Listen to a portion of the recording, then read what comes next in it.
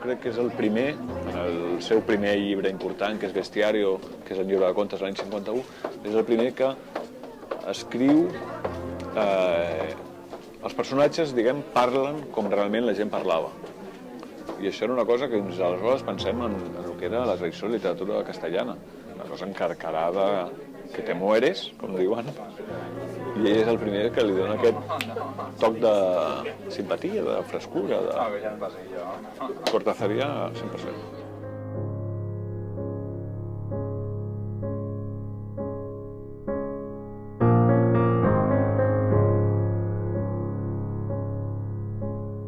El llibre es publica per primera vegada en 1963 a Buenos Aires, a l'Argentina, editorial sud-americana,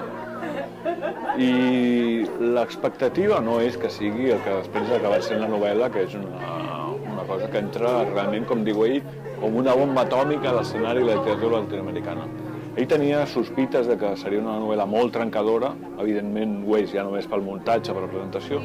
però ell no estava molt segur de què passaria. Ell pensava, de fet, que era una novel·la per gent de la seva edat, i aleshores té quasi 50 anys, i la sorpresa per ell, segons diu, que jo no m'ho crec del tot, va ser una novel·la que va impactar molt en la gent jove.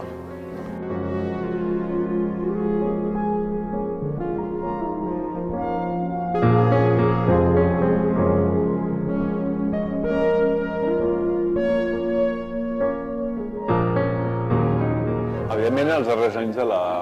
producció literària de Cortázar, diguem, els darrers anys de la seva vida, sobretot a partir de l'any 73, que és quan hi ha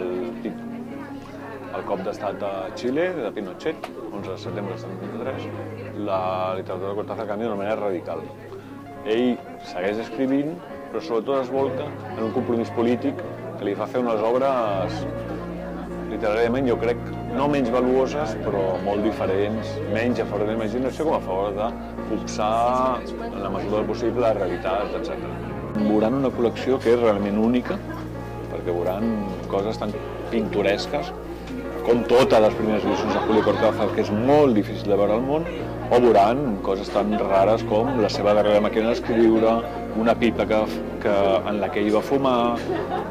el seu carnet d'identitat, la seva agenda telefònica, etc. Però més enllà d'això, que és allò que en diuen memorabilia, o sigui, coses estranyes, coses molt personals, veuran un apropament diferent a l'escriptor, un apropament que a mi m'agrada considerar més proper,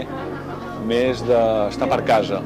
més de, com diuen en argentí, entre casa.